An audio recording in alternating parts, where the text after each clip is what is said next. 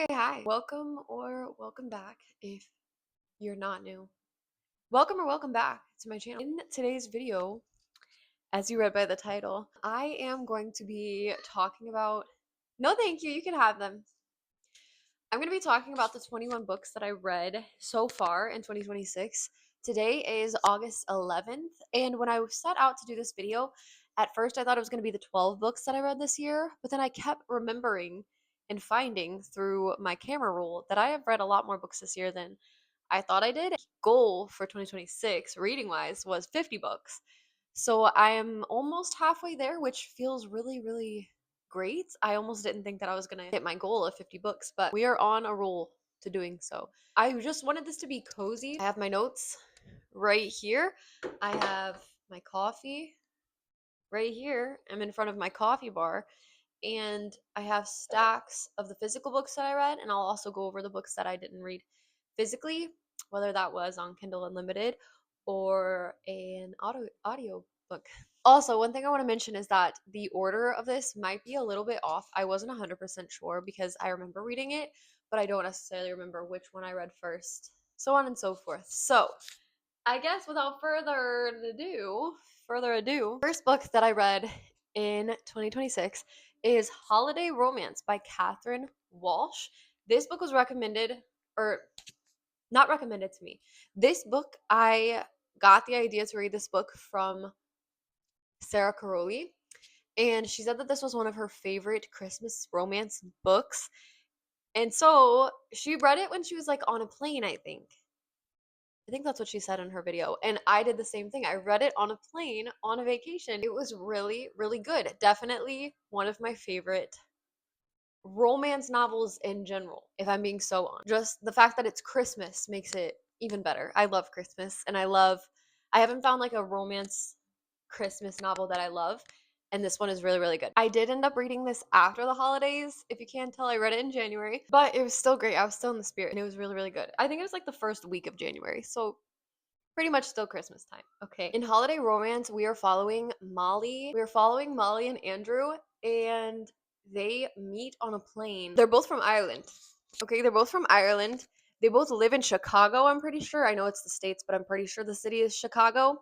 They're on a flight to Ireland for the holidays to visit their families, separate families, obviously. These people have different lives, different families. They meet each other and they pretty much become friends instantly. It's kind of funny. Their banter is really, really good. Like right off the bat, it was really funny. Like it had me giggling, it had me laughing. I really enjoyed this romance novel. So they meet on the plane for the first time. When they do this, they kind of keep in touch. I think, no, actually, the first time that they meet on the plane, it's like coincidence.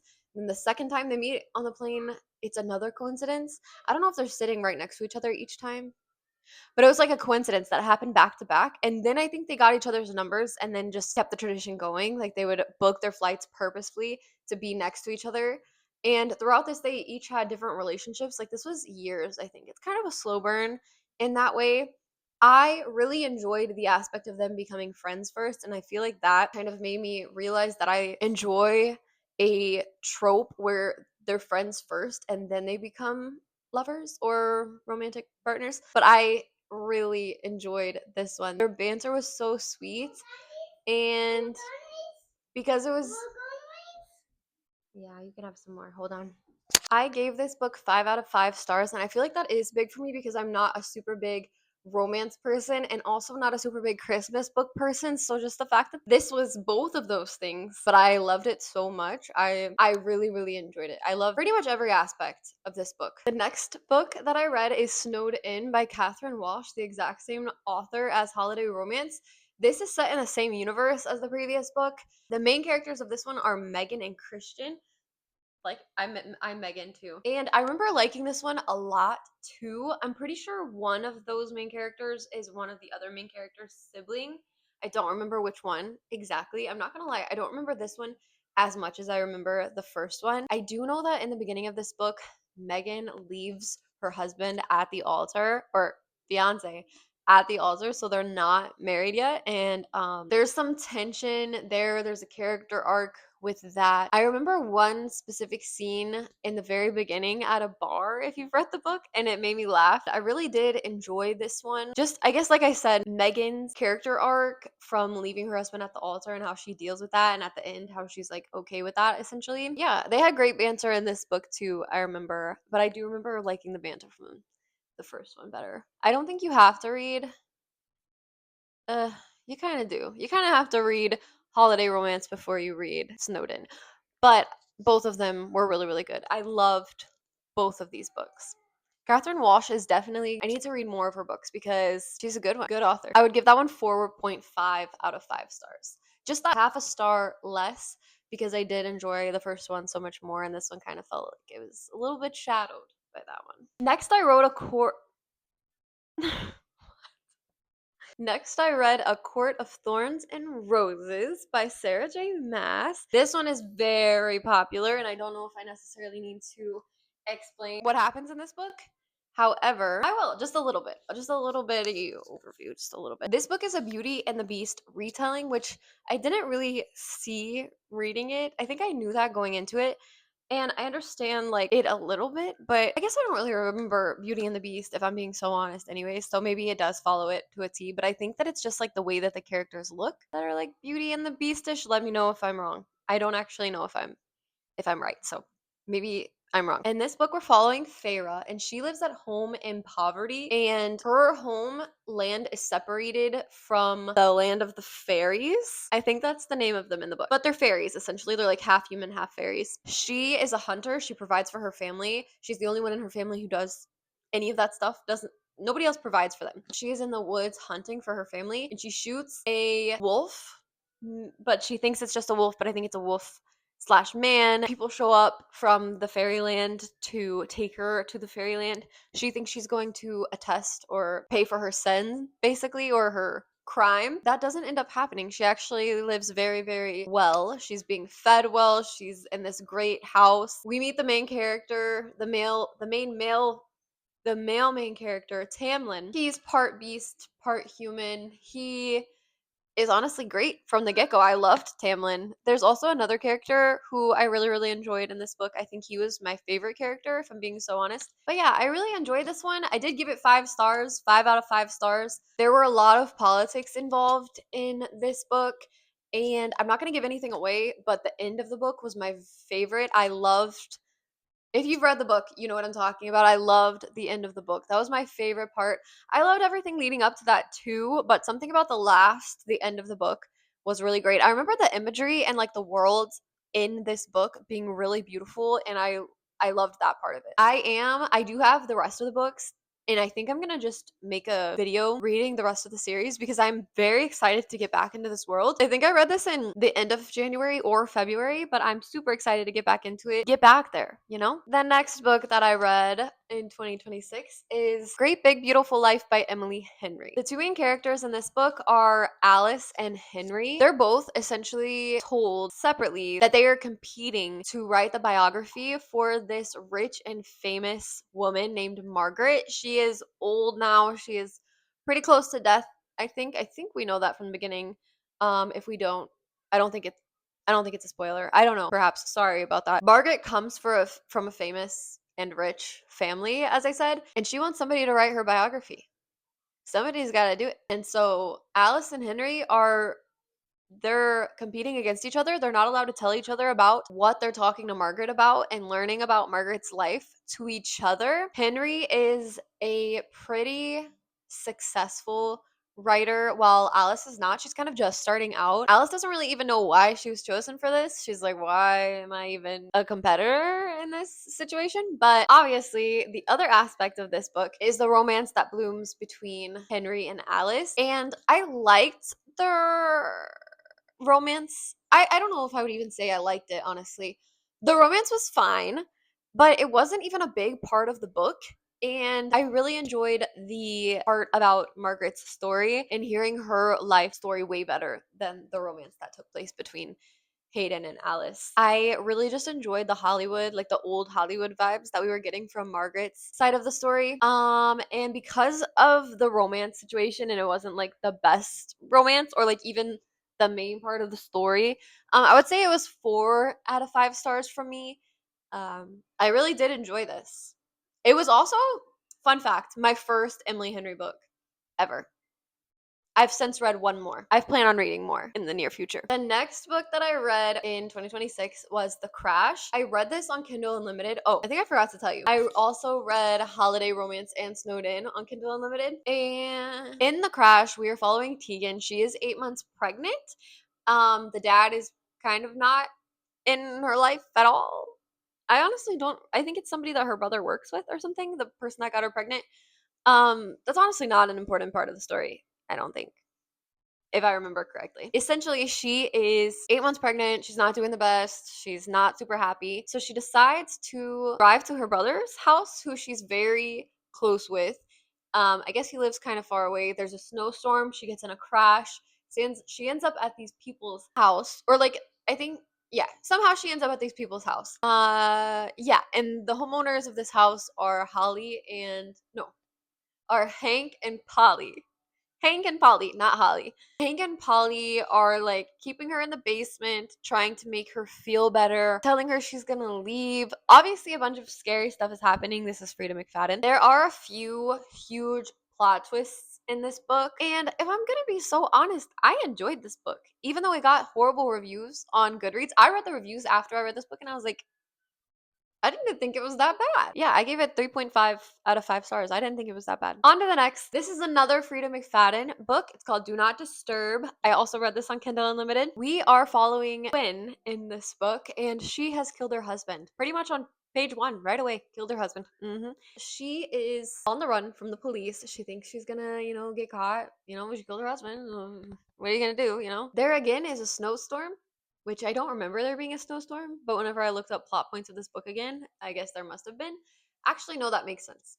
Yeah, no, there was. There was a snowstorm for sure. She is brought to a motel who is owned by Nick. Nick and his wife live in the house behind the hotel, and they own the hotel or motel. I think it's a hotel. And then Rosalie, who is Nick's wife, is constantly watching the hotel to see what happens from binoculars, looking out her window. It's kind of creepy. Yeah, there's a lot of creepy stuff. And then obviously the police are still looking after her. There are a lot of plot twists in this one too. I think there was 2 big plot twists that I remember. I remember I read this book in one of my college classes, actually. Fun fact. I would say this one was okay. It wasn't as good as The Crash to me. I gave this one 2.5 out of 5 stars. Now we're moving on to His and Hers by Alice Feeney. This one I also read on Kindle Unlimited. It was really fun with this one because I read this book and then immediately me and my fiance watched this show because it became a show. And I remember I reviewed this book on my TikTok account. If you want to follow me on TikTok right there. I think I said in that TikTok that I enjoyed the book a lot more than the movie or the series. I can't remember, but I love John Bernthal. Let it be known, I love John Bernthal. I thought all the characters that they casted for the show were really, really good.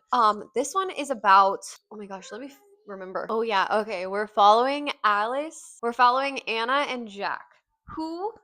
It's a little complex.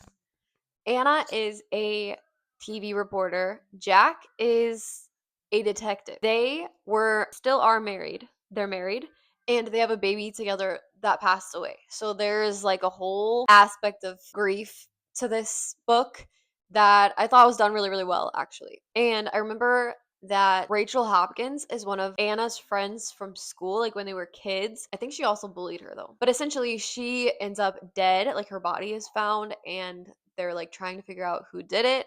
I remember there were twists and turns in this book. I really, really loved Alice's character. I really loved Jack's character. They're very 3-dimensional. They did not feel like characters in a book. They felt like real people. They didn't have one emotion the whole book.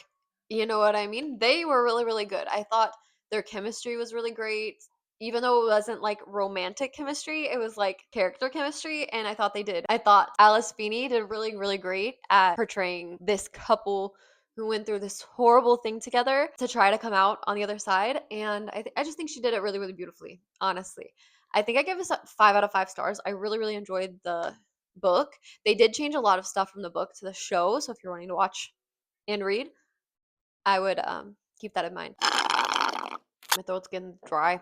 The next book that I read was Project Hail Mary by Andy Weir, and I watched this one again right before I watched the movie in theaters. In this book, we were following Ryland Grace, which did anybody else think it was cute that like Ryan Gosling played Ryland Grace? Like their names are so it's cute. Anyways, we're following Ryland and he wakes up on a spaceship and he has no idea how he got there. His memory is gone. He doesn't remember anything. He doesn't know who he is. He doesn't know what he is. He doesn't know if he's an astronaut. He has no idea. So he kind of has to put the pieces together.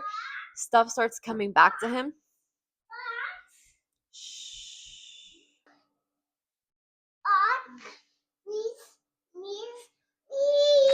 Do you want to say hello? No. Okay, this is as far off topic as I could possibly be, but does anybody else remember Wow Wow Wumsy? Wow Wow Wumsy?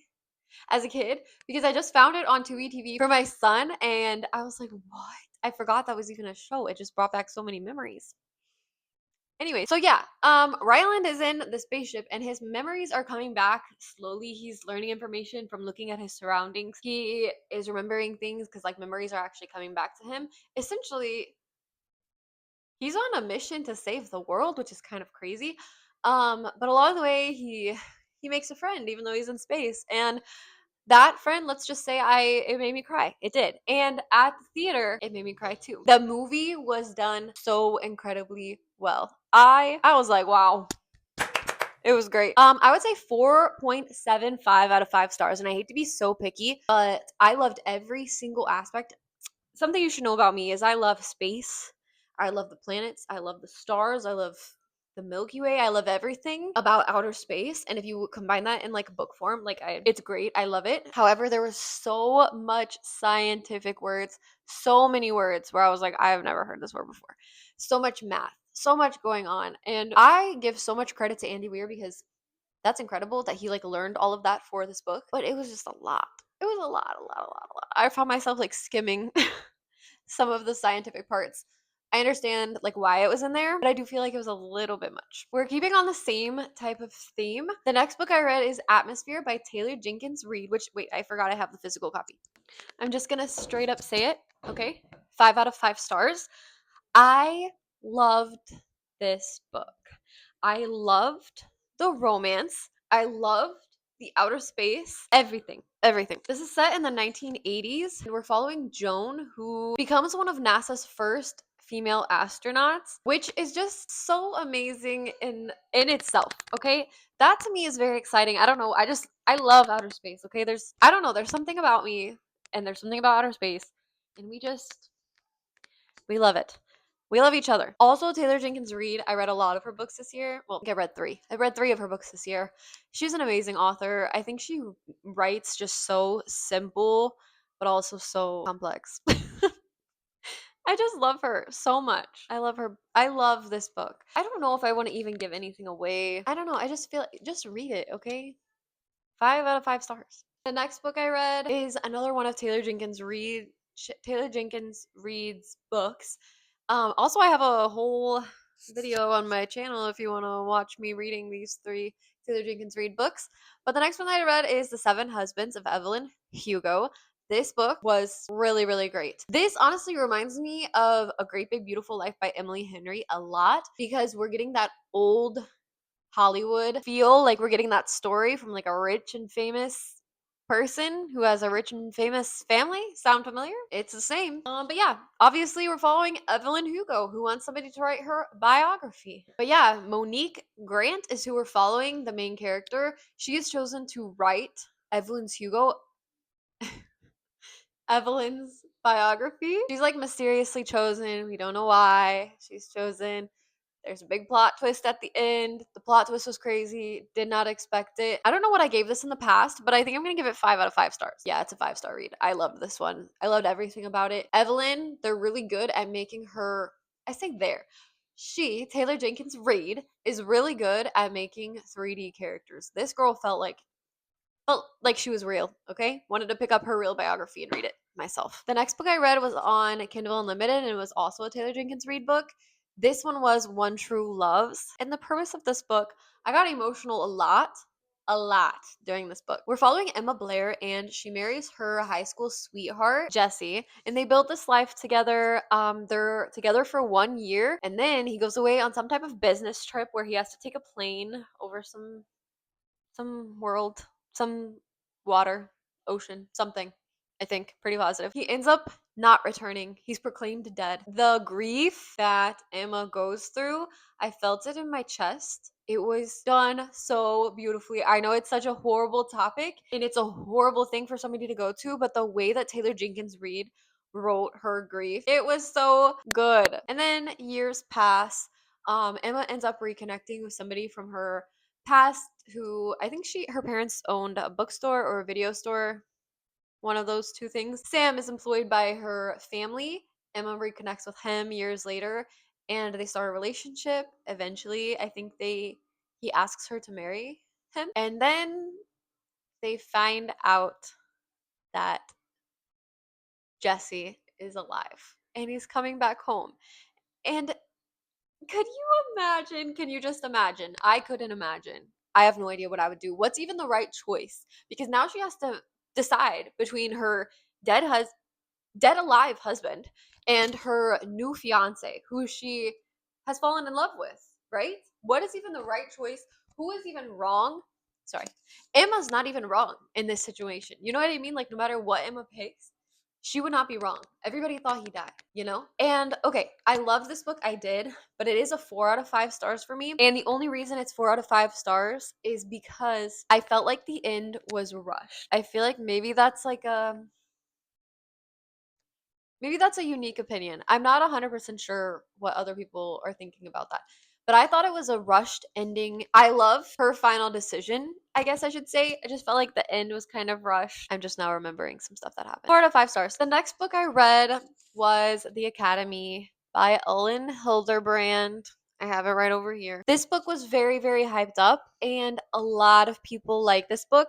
And let it be said that I'm a big Ellen Hilderbrand fan. I love this one. I begged my mother-in-law to give me this book for Christmas, and she did. That's where I got this. However, I'm not gonna lie. I think I need to reread it. I don't know. Did I do something wrong?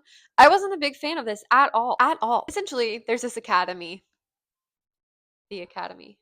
We're following the POVs of so many people, and maybe that's why I didn't really like it. Maybe I'm like a 1 or 2 or 3 POV type of person, but this was like everybody involved. We got their point of view. It's just a lot of drama. It's a lot of, and I know there's gonna be a second book. So maybe I'll reread this once the second book comes out, buy the second book and read both of them back to back. I don't know. I love the cover. The cover is beautiful. I love how she wrote this with her daughter too. That's amazing. I don't know why. This one just did not hit for me. And like I said, I am a big Ellen Hilderbrand fan, and I just was not a big fan.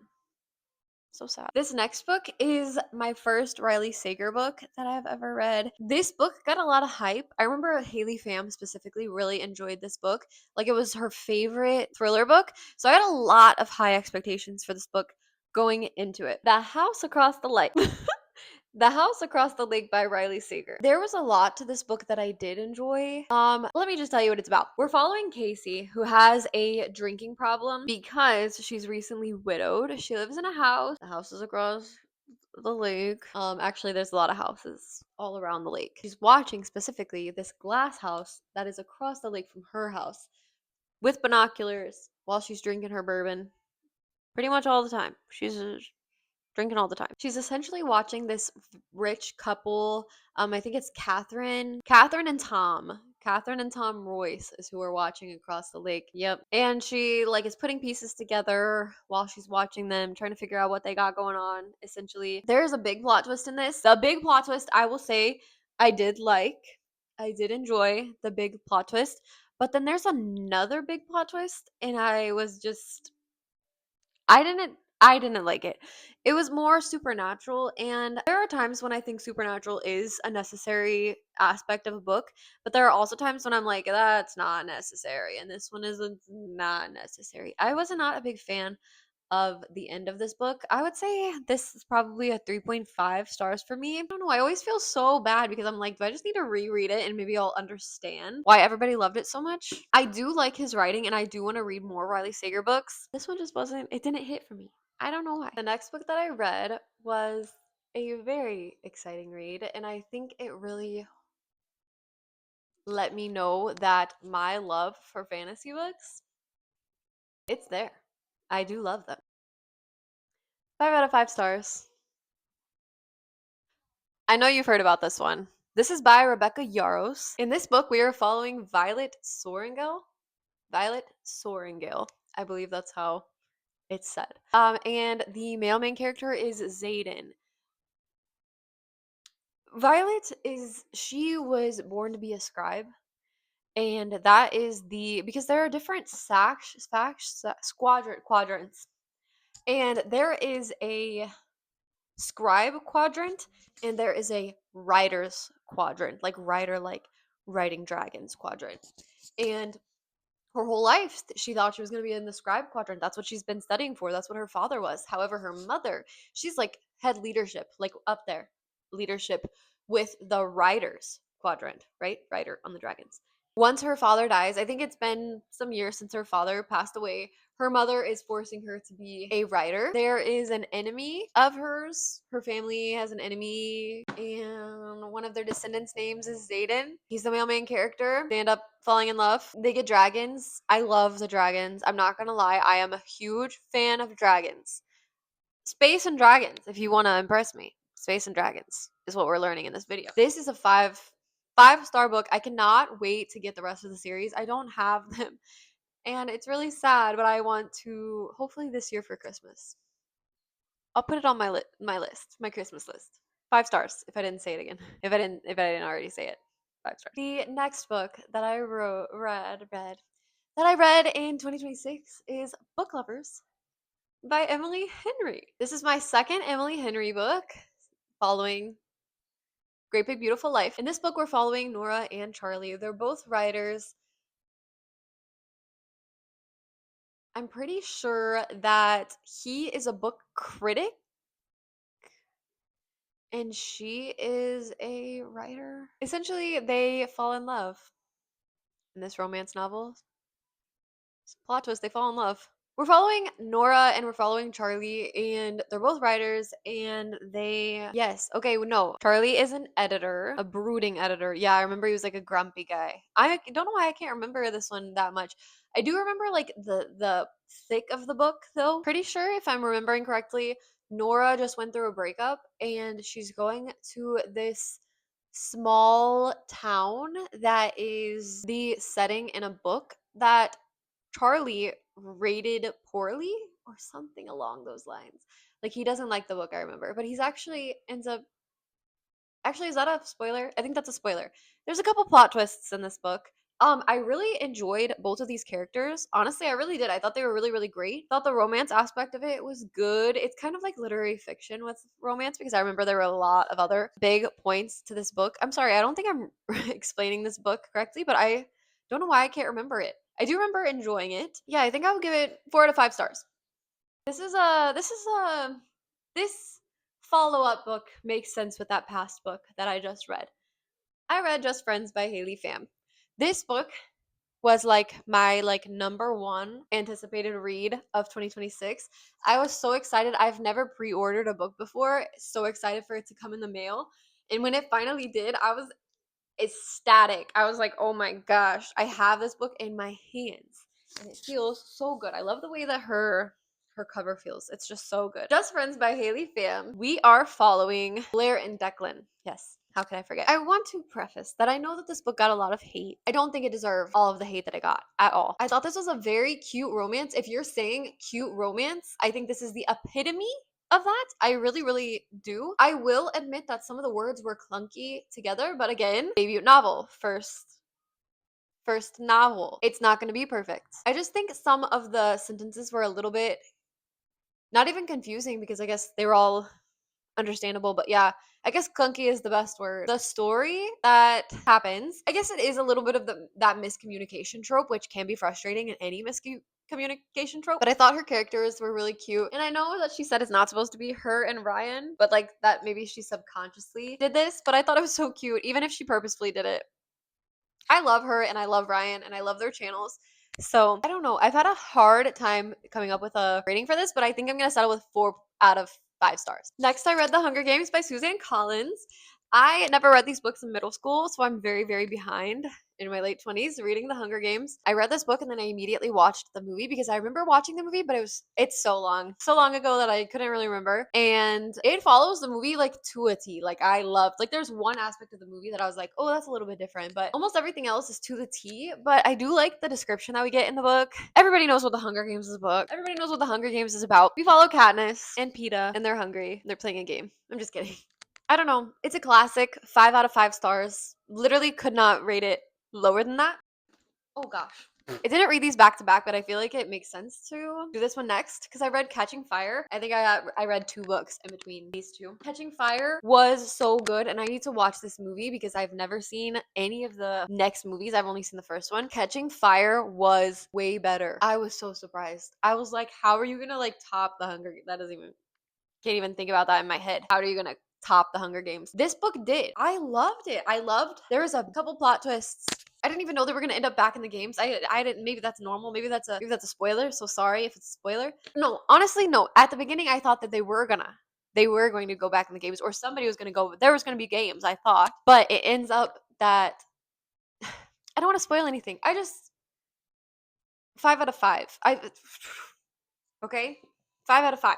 Both of them. And then I read Shatter Me by Tahara Mafa. Am I saying that right? No, Tahara Mafi. Tahara Mafi. And this is a very, very popular book series, as I'm sure anybody knows. And I really, really enjoyed this book. No, that's not even the truth. At first, this is hard to explain. There was a lot of flowery writing to the point where I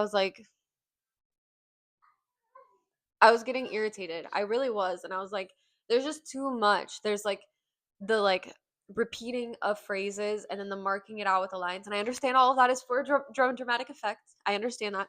But for me, it was too dramatic. And I did not really like this book until the end when there was something said, like when there was something revealed. This gave promise for the next books for me. This gave promise for the next books for me, and I will definitely be reading the rest of the series purely based on the end of the book. And then I read a novella by Frederick Bachman. This is my very first Frederick Bachman book, and I just needed like some type of I just needed to jump in and read something by him because I've heard so much about him and I just wanted to know what the hype was about. I read The Answer Is No by Frederick Bachman because it was free on Kindle Unlimited. And it was it was on Kindle Unlimited, but it was an audiobook and like the digital book format.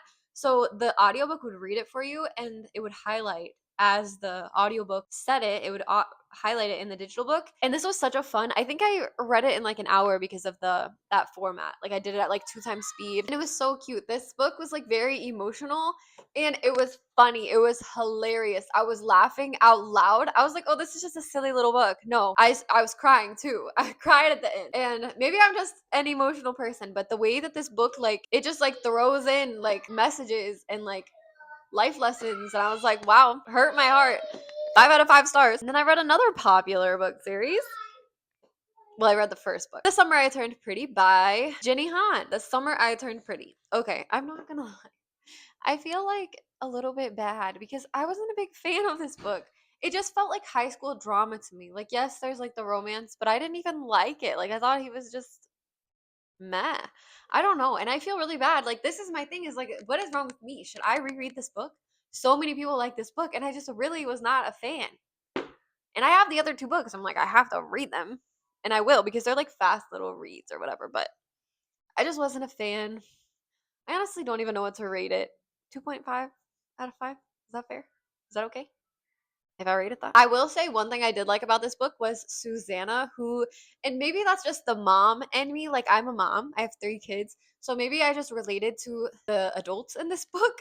Maybe that's my problem is that I can't relate to high schoolers anymore. So, like, the high schoolers in the books just they don't do it for me. The drama doesn't do it for me. Nothing does it for me. I don't know. And then actually, I did an audiobook for this book. It is called Romantic Hero by Christy Greenwood. Romantic Hero by Christy Greenwood. This is what do they call it?